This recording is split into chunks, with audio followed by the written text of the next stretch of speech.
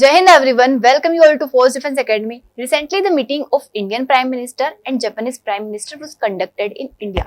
So, what are the outcomes of this meeting? Why it is crucial and significant for India? We'll talk about it. तो देखिए, annual summit जो होती है India and Japan की, अभी 16th annual summit हुई है जो कि इंडिया में कंडक्ट हुई है. जो जापानीज प्राइम मिनिस्टर सनाई तकाइची है, शी विजिटेड इंडिया. उसके बाद यहाँ पे कई सारी चीजों के ऊपर बातें हुई है. देखिए, जापानीज आर गुड पार्टनर, मतलब उसके साथ हमारा कोई बैर नहीं है, कोई दुश्मनी नहीं है, बढ़िया सा पार्टनर है, हमें कई चीजों में सपोर्ट करता है. तो उसके बारे में हम बात करने वाले कि किस तरीके से हमारा रिलेशन इवोल्वेट हुआ. देखो, अभी तो इनने कई सारी चीजों के बारे में बात करी है. आप सभी को पता है कि जियोपॉलिटिक्स में कई सारी चीजें अनसर्टेन चल रही है. कभी कहीं पे कॉन्फ्लिक्ट हो जाता है, कोई देश किसी का दुश्मन बन जाता है, कभी दोस्त बन जाता है, कोई किसी के ऊपर टैरिफ लगा देता है. तो मतलब ये सारी चीजें चल रही है. और इस अनसर्टेन सिचुएशन में अगर हमें कोई अच्छा पार्टनर मिलता है, हम भी अपनी चीजें देख रहे हैं कि कहाँ हम अपनी चीजों को स्टेबल बना पाए. क्योंकि इस अनसर्टेनिटीज में एक नेशन के ऊपर डिपेंड होना तो अच्छी बात होगी नहीं, क्योंकि कहीं भी कुछ भी हो सकता है. हम अपनी चीजों को डाइवर्सिफाई कर रहे हैं.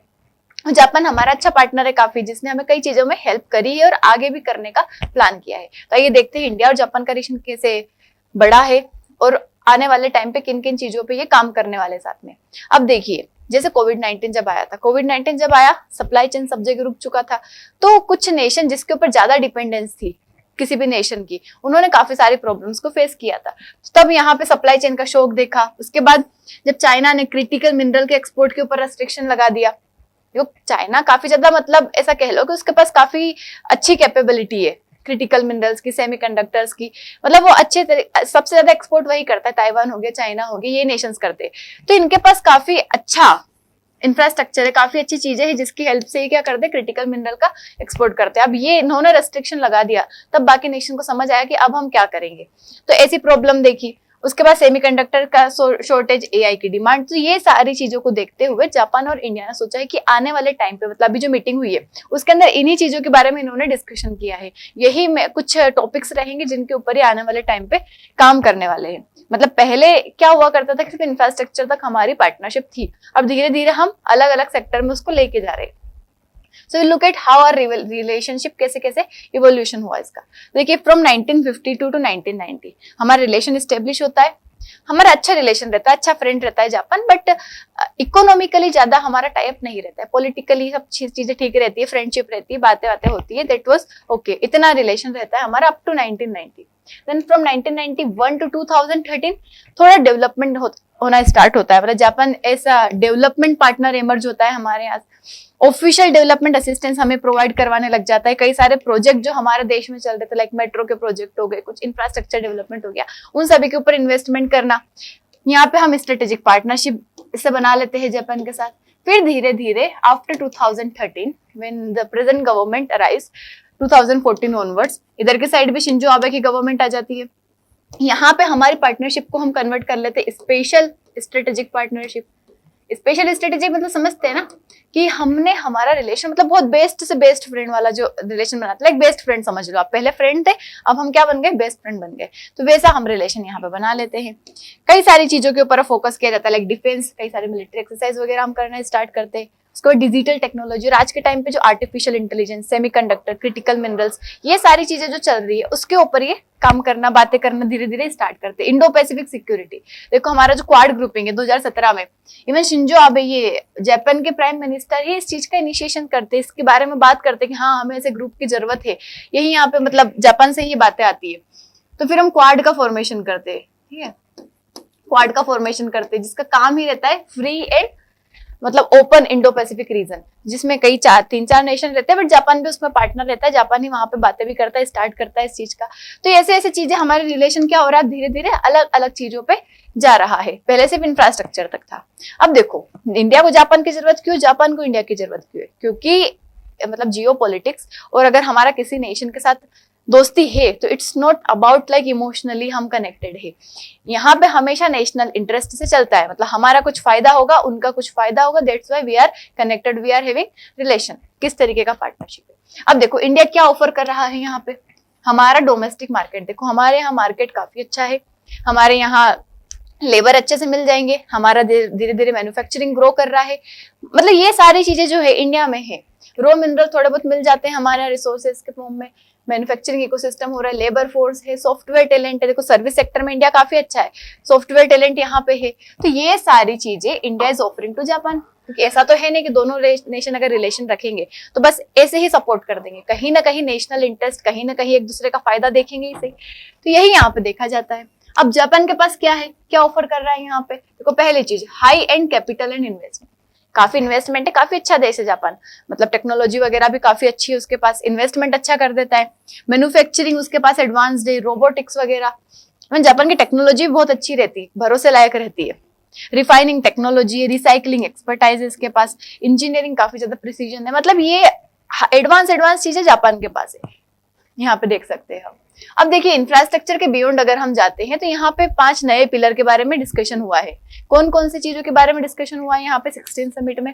इंफ्रास्ट्रक्चर से बियॉन्ड, पहली चीज क्रिटिकल मिनरल्स। देखो आज के टाइम पे हमने बात करी ना, क्रिटिकल मिनरल, सेमीकंडक्टर, इनकी काफी शॉर्टेजेस है, एवरीवन रिक्वायर्स। क्योंकि हर चीज आपके पास अगर इलेक्ट्रॉनिक कोई डिवाइस है तो उसके अंदर क्रिटिकल मिनरल होगा ही होगा, सेमीकंडक्टर। इन चीजों की जरूरत इवन ऑलमोस्ट हर इलेक्ट्रॉनिक आइटम में रखती है।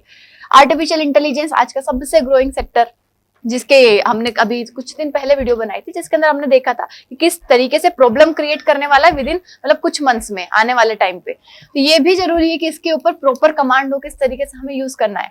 उसके बाद सप्लाई चेन रेजिलियंस। देखो कोई अगर एक नेशन मना कर दे कि हाँ ये हमने कर, जैसे स्ट्रेट ऑफ हॉर्मुज ब्लॉक हुआ, सप्लाई चेन के ऊपर इम्पैक्ट हुआ, तो ऐसे कोई इम्पैक्ट ना हो, इसलिए सप्लाई चेन रेजिलियंस होना जरूरी है। And then energy security, we all have seen कि जैसे मिडिल ईस्ट में क्राइसिस आया, वेस्ट एशिया में क्राइसिस आया, वैसे ही वर्ल्ड में क्या हो गया, एनर्जी सिक्योरिटी के ऊपर, नॉट पूरे वर्ल्ड में but most of the Nations जो उसके ऊपर रिलाई कर रहे थे, एनर्जी सिक्योरिटी की प्रॉब्लम आ गई, उसमें जापान और इंडिया भी इंक्लूड थे। तो इन्होंने सोचा कि इन 5 चीजों के ऊपर हम क्या करेंगे, अब बातें करेंगे, हम इसके ऊपर डिस्कशन करेंगे। हम देखो तो 5 चीजों को हम समझते हैं। First one is a critical mineral.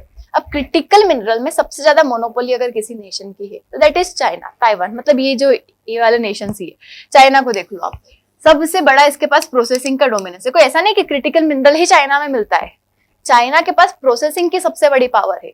मतलब वो दूसरे नेशन से लेता है और प्रोसेसिंग का उसके पास इंफ्रास्ट्रक्चर बहुत अच्छा है, तो वो प्रोसेस करता है, बाकी जगह सप्लाई करता है।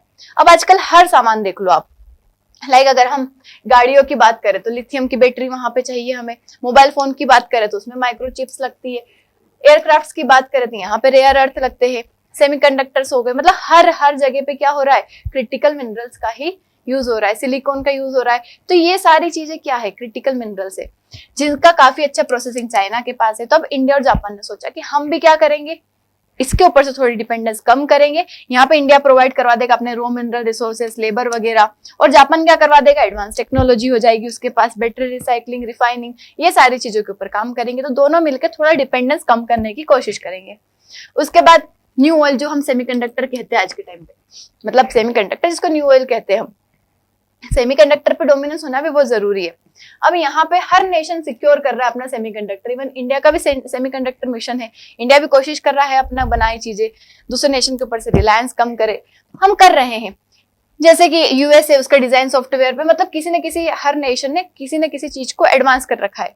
जैसे यहीं पे नीदरलैंड देखे तो लिथोग्राफी हो गया, चाइना ने असेंबली टेस्टिंग में, ताइवान फैब्रिकेशन में। तो ऐसे ही इंडिया और जापान ने क्या सोचा है, जापान यहाँ पे सप्लाई करेगा crucial silicon wafer, semiconductor, chemicals, photoresist, और इंडिया का गोल क्या है, मतलब डोमेस्टिक फैब्रिकेशन बनाना। मतलब ये सारी चीजें ऑलरेडी इंडिया के सेमीकंडक्टर मिशन में थी, अब दोनों मिलके क्या करेंगे, इसको और ज्यादा बढ़ावा देंगे, तो हमें यहाँ से फायदा होगा। मतलब इंडिया का जो एम्बिशन है उसको यहाँ पे जापान और सपोर्ट करेगा। अब उसके बाद थर्ड चीज आती है एआई, आर्टिफिशियल इंटेलिजेंस। तो देखो इंडिया के पास क्या है, इंजीनियरिंग का टैलेंट है, सॉफ्टवेयर इंजीनियरिंग, एआई स्टार्टअप हमारे यहाँ बढ़ रहे हैं, इकोसिस्टम बढ़ रहा है, पब्लिक इंफ्रास्ट्रक्चर डिजिटली हमारे पास अवेलेबल है। साथ ही जापान के पास रोबोटिक्स, इंजीनियरिंग, उसके साथ मैन्युफैक्चरिंग एक्सीलेंस, मतलब एडवांस चीजें उसके पास भी। अब दोनों मिलके क्या बनाने का प्लान कर रहे हैं, एआई गवर्नेंस, एथिकल एआई के ऊपर काम करेंगे, हेल्थ केयर टेक्नोलॉजी के ऊपर काम करेंगे, और रोबोटिक हार्डवेयर, इन सब चीजों के ऊपर दोनों मिलके काम करेंगे। क्योंकि एआई में एडवांस होना आज के टाइम में बहुत इंपॉर्टेंट है, और दोनों मिलके उस चीज को और एथिकल तरीके से बनाने की कोशिश करेंगे और सिक्योर बनाने की कोशिश करेंगे। देखो फोर्थ पिलर आ जाता है यहाँ पे supply chain resilience. Supply chain क्या है कि अभी तक मोस्ट ऑफ द चीजें चाइना के ऊपर रिलाई करते थे नेशन, तो अब हम सोच रहे हैं कि थोड़ा डाइवर्सिफाई करें। Even India and Japan both believes in diversification, कि हमें सिर्फ एक नेशन के ऊपर रिलाई बहुत ज्यादा नहीं करना है। इसीलिए अब चीजों के ऊपर डाइवर्सिफिकेशन देख रहे हैं, लाइक इंडिया हो गया, जापान, वियतनाम, ऑस्ट्रेलिया, अलग अलग नेशन से हम क्या करेंगे, यहाँ पे डाइवर्सिफिकेशन रखेंगे। हर चीजों के लिए दूसरे दूसरे नेशन के साथ पार्टनरशिप रखेंगे, एक ही के ऊपर रिलाई नहीं करेंगे, क्योंकि अगर इसने मना कर दिया तो हमें कोई चीज मिलेगी ही नहीं फिर। तो चाइना है, देखो उसने उसकी चीजें ग्रो करी है, मैन्युफैक्चरिंग उसने बनाया है, सारी चीजें वो प्रोवाइड करवाता है, तो उसने अपना काम किया, बट हमें अपने तरीके से सोचना पड़ेगा। अब देखिए लास्ट आता है एनर्जी सिक्योरिटी। हमने देखा वेस्ट एशिया में जो कॉन्फ्लिक्ट हुआ उसकी वजह से एलएनजी का क्राइसिस, हमने ऑयल का क्राइसिस, ये सारी चीजें देखी कई सारे नेशंस में। तो वो हमारे देश में भी प्रॉब्लम हमने फेस करी। आपने सिलेंडर की लाइन देखी, पेट्रोल पंप पे भीड़ देखी है, हालांकि इतना कम नहीं हुआ क्योंकि स्टोरेज था, बट फिर भी अगर हम ऐसी जगह पे रिलाई करेंगे सिर्फ वेस्ट एशिया पे, तो वो कहीं ना कहीं प्रॉब्लम क्रिएट करेगा। तो जापान और चाइना दोनों, जापान और इंडिया दोनों ने सोचा है कि हम क्या करेंगे यहाँ पे दूसरी चीजें लाइक हाइड्रोजन, ग्रीन अमोनिया, इन सभी के ऊपर हम फोकस करेंगे, दोनों मिलकर बनाएंगे, ताकि ये जो चीजें हैं इनके ऊपर से रिलायंस कम हो सके। अब देखिए मतलब ये 5 पिलर की हमने बात कर ली, आर्टिफिशियल इंटेलिजेंस, सेमीकंडक्टर्स हो गया, उसके बाद क्रिटिकल मिनरल्स हो गया, फिर हमने नेक्स्ट देखा एनर्जी सिक्योरिटी। तो ये 5 पिलर्स जो थे उसके ऊपर हमने देखा किस किस तरीके से प्लान कर रहे हैं। अब हम देखते हैं इंडिया और जापान का ट्रेड कितना है। तो देखिए अभी हमारा ओवरऑल $27.5 बिलियन का ट्रेड है, जिसमें इंडिया ज्यादा इंपोर्ट करता है, एक्सपोर्ट हम अराउंड $6 बिलियन का ही करते हैं, बाकी हम ज्यादा क्या करते हैं, इंपोर्ट करते हैं। तो ऐसा हमारा थोड़ा सा इम्बेलेंस ट्रेड है। उसके बाद जापानीज इन्वेस्टमेंट चाइना का, चाइना पता नहीं क्यों आ रहा है बार बार, जापानीज इन्वेस्टमेंट अगर हम इंडिया में देखें तो वो 1400 कंपनीज जो है इंडिया में इन्वेस्ट किया है। उसके बाद कैपिटल हम देखें तो जापान इंडिया में 5th लार्जेस्ट इन्वेस्टर है, मतलब हमारे देश में इन्वेस्ट करने वाला। कई सारे प्रोजेक्ट जो है उसके ऊपर इन्होंने काम किया है, बुलेट ट्रेन हो गया, उसके बाद हमारे बहुत सारी जगह इंफ्रास्ट्रक्चर डेवलपमेंट, पाइपलाइंस वगैरह हो गए, बहुत सारी जगह पे इन्होंने क्या किया, हमारे देश में इन्वेस्ट किया है। इवन नॉर्थ ईस्ट रीजन में देखे तो रोड कनेक्टिविटी, वाटर सप्लाई, कुछ ब्रिज वगैरह है, तो इन सभी में जापानीज इन्वेस्टमेंट है। देखो नॉर्थ ईस्ट रीजन जो है हमारा वो क्या है, डायरेक्ट गेटवे है आसियान नेशंस के लिए, मतलब आसियान में अगर हमें जाना हो तो वहां से हम डायरेक्ट जा सकते हैं। और इंडिया की एक्ट ईस्ट पॉलिसी जो है जिसके अंदर हम ईस्ट की बात करते हैं, तो उसमें भी ये काफी अच्छे से हेल्प करेगा। तो ये इन्वेस्टमेंट यहाँ पे डेवलपमेंट ये काफी ज्यादा फायदेमंद है, जापान करता है यहाँ पे। इवन अभी भी डिस्कशन किया है और ज्यादा इन्वेस्टमेंट की कई सारी बातों का। अब देखिए हम सिक्योरिटी की, डिफेंस की बात करें तो ज्वाइंट नेवल एक्सरसाइजेस दोनों कंडक्ट करवाते हैं। उसके साथ ही मिनिस्टर लेवल मतलब पार्टनरशिप बातें चलती रहती है, साथ ही डिफेंस टेक्नोलॉजी दोनों शेयर करते हैं एक दूसरे के साथ। इंडिया तो कहाँ मतलब इतना ज्यादा नहीं करता है, बट जापान की चीजें हमारे पास काफी सारी, मतलब जापान हमें यहाँ पे असिस्ट करता है। उसके बाद हमने क्वाड की बात करी थी, quadrilateral dialogue, Indo Pacific region की सिक्योरिटी के लिए यहाँ पे जापान भी है। इसके अंदर कौन कौन है क्वाड में, US, Japan, India and Australia, तो यहाँ पे भी ये सपोर्ट करता है। तो इस तरीके से हमारा जापान के साथ पार्टनरशिप है। अब देखिए बट यहाँ पे फिर कुछ चैलेंजेस है। हमने इतनी सारी चीजों की बातें तो करी है, बट क्या इंडिया के पास सारी चीजें है? हमने बोला कि ठीक है हम रिसोर्सेस प्रोवाइड करवा देंगे, बट इंडिया के पास भी इतने क्रिटिकल मिनरल्स, इतना रिसोर्सेस अवेलेबल थोड़ी है, वो हमारे लिए यहाँ पे प्रॉब्लम आ जाती है। उसके बाद मैन्युफैक्चरिंग, ठीक है, मतलब हमारा मैन्युफैक्चरिंग अभी इतना ज्यादा डेवलप नहीं है, स्टिल वी आर ग्रोइंग, मतलब अभी हम ग्रो कर रहे हैं, बट इतना डेवलप अभी नहीं है बेस हमारा। उसके बाद रिसोर्स कॉन्स्टेंट इतना ज्यादा नहीं है हमारे पास, कैपिटल भी नहीं है, और साथ ही अवेलेबिलिटी भी क्रिटिकल मिनरल की नहीं है, हम खुद ही इंपोर्ट करते हैं। उसके बाद ग्लोबल कॉम्पिटिशन, जापान का इन्वेस्टमेंट यहाँ, बाकी यूएस हो गया, यूरोप हो गया, उनसे कॉम्पिटिशन भी तो है उसके इन्वेस्टमेंट का, ये हमारे लिए कुछ चैलेंजेस है। स्टिल हम देख रहे हैं कि किस तरीके से न्यू दिल्ली और जापान एक पार्टनरशिप अच्छी बना रहे हैं, कई सारी चीजों के ऊपर काम कर रहे हैं, डेफिनेटली कहीं ना कहीं हमें फायदा करेगा। और आज के टाइम पे जरूरी है हमारे लिए डाइवर्सिफिकेशन भी, हर नेशन के साथ पार्टनरशिप भी। तो that's all about it. I hope आपको वीडियो अच्छा लगा होगा, समझ आया होगा। If you want a video on particular किसी भी topic, you can comment over here, and उसका PDF आपको मिल जाएगा SSB World FDA Telegram channel पर, तो you can join that channel. Thank you so much. जय हिंद।